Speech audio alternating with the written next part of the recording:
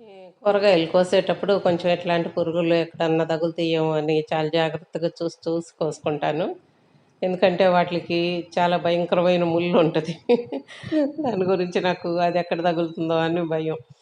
ఇలా వంకాయ చెట్లకు అడుగున ఉంటాయి గదా! అడుగున బాగా బలంగా పట్టేసి ఉంటాయి. మనం చెట్టు కదిలిస్తున్నా గానీ అయి కింద పడవు.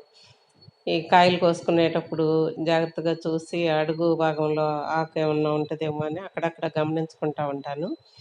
అట్లా గమనించుకొని ఎక్కడైతే పురుగు కనపడిందో అక్కడల్లా తీసేస్తుంటే ఇక్కడొకటుంది ఇప్పుడు.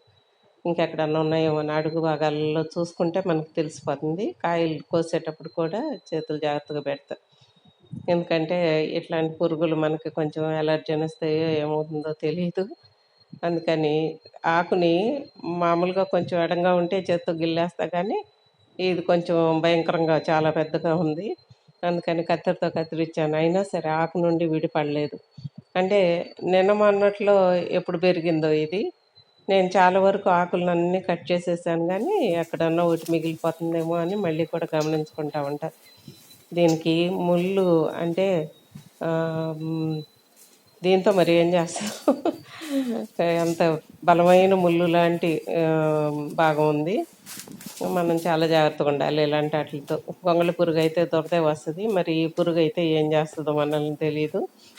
ఇంకా దాన్ని తీసేసి మళ్ళీ మిగతా ఆకులు కూడా కట్ చేసేస్తుంటా ఎప్పటికప్పుడు. ఎందుకంటే వీలైనంత ఆకు తక్కువ ఉంటేనే మనకు పురుగు తక్కువ ఉంటది గదా! అందుకని మళ్ళీ మధ్యలో ఎండు పుల్లలేమన్నా ఉంటే అయ్యి అట్లా కట్ చేసేస్తా. ఇది 2 సంవత్సరాల మొక్క గదా! కొన్ని కొమ్మలు ఎండిపోతా ఉంటాయి. కొన్ని ఇట్లా బారుగా పెరుగుతున్నాయి. పైకి లాగి కట్టేసాను. ఇట్లా కట్టేయటం వల్ల చెట్టుకి గాలాడి మనకి ఇక పురుగు తక్కువ ఇవాళైతే కనబడింది కానీ, ఇక అసలు పురుగనేది లేకుండా వంకాయల్లో పురుగు దాంట్లో కాయలోకి జొరబడే పురుగనేది ఇప్పుడసలు నాకు వంకాయల్లో లేదు. ఫస్ట్ ఉన్నప్పుడు నేను అన్నీ కట్ చేసి పారేశాను. మళ్ళీ ఇప్పుడు 2 సార్లు కాయలు తీసుకున్నా కానీ ఎక్కడా కూడా చిన్న బెజ్జం కూడా లేకుండా కాయలు చాలా బాగా కాసినాయి. ఇంకా ఇప్పుడు కూడా ఎప్పటికప్పుడు ఈ హార్వెస్ట్ చేసుకున్నప్పుడల్లా మళ్ళీ నేను ఈ ముదిరాకులు, పండాకులు, ఎండు కొమ్మలు, ఎండాకులు ఏమున్నా గానీ క్లీన్ చేసుకుంటా ఉంటా. దానివల్ల నాకు మందులు కొట్టే అవసరం కనపడదు అసలు. కాయలు కూడా చాలా నిగనిగలాడతా అసలెక్కడ మనకి మచ్చ, మరక కనపడదు, బెచ్చం కనపడదు. చాలా బావుంటాయి.